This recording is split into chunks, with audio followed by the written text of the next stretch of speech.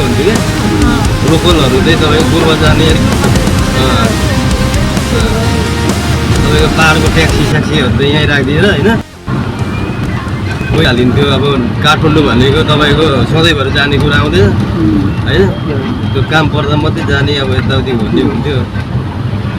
अब तपाईँको पूर्व सुर्व इटडी लाग्ने बनाइदिएर तपाईँको यता चाहिँ के अरे लोकल गाडी पूर्व जाने होइन, तपाईँको विराटनगर पश्चिम जाने राखिदिँदाखेरि चाहिँ ठिक हुन्थ्यो क्या।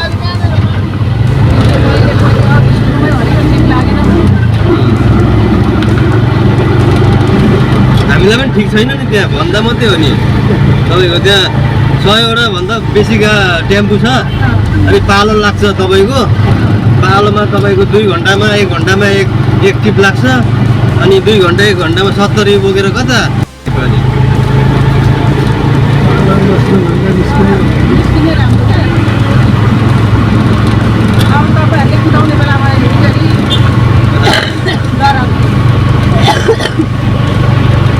यतै ल्याउँछ होला क्या, कि माथि झार्नु पर्यो कि यसो एक राउन्ड लगाएर तपाईँको होइन हुँदा त हामीलाई पनि सजिलो थियो नि, ठुलो मान्छे उत्रिन्थ्यो होइन। अनि यहाँ अङ्कल आन्टीहरूलाई त मैले लिएर आउँदाखेरि चाहिँ होइन मैले जनगुनासोहरू बुझ्दाखेरि चाहिँ होइन यहाँ अङ्कलहरू आन्टीहरू पनि पूर्वदेखि आउनुभएको रहेछ। उहाँहरू पनि पहिले आउँदा चाहिँ बसफक माथि नै थियो, त्यो भएको कारणले भाडा पनि अब बुढासम्म जाँदा 200 लाग्थ्यो। अब अहिले चाहिँ बसफक सरेर चाहिँ बसफकदेखि जाँदाखेरि माथि 300-400 लाग्ने रहेछ भनेर उहाँहरू पनि मनमा होइन अब दुखेसो पोख्नु भएको थियो।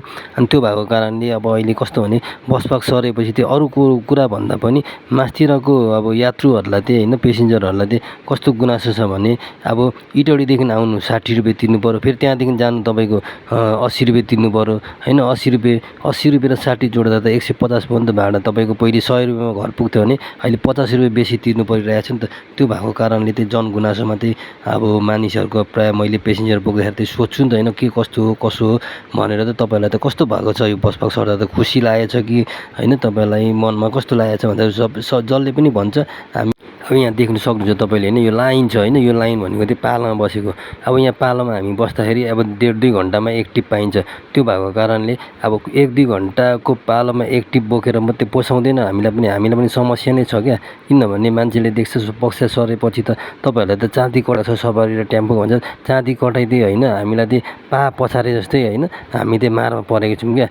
किन भन्दा चाहिँ त्यहाँ अब यहाँ आएपछि हामीलाई कसैले उठाउनु दिँदैन, किनभने पालोमा बसेको कसैले उठाउनु दिँदैन। मै पालोमा बसेको छु भने मै दिँदिनँ होइन। त्यो भएको कारणले हामी सफारी टेम्पो पनि मारमै परेको छौँ र अझै मारमा पर्ने भनेको तपाईँको पेसेन्जरहरू मार्न परेछ। त्यही भएर यो मेरो भिडियोहरू आज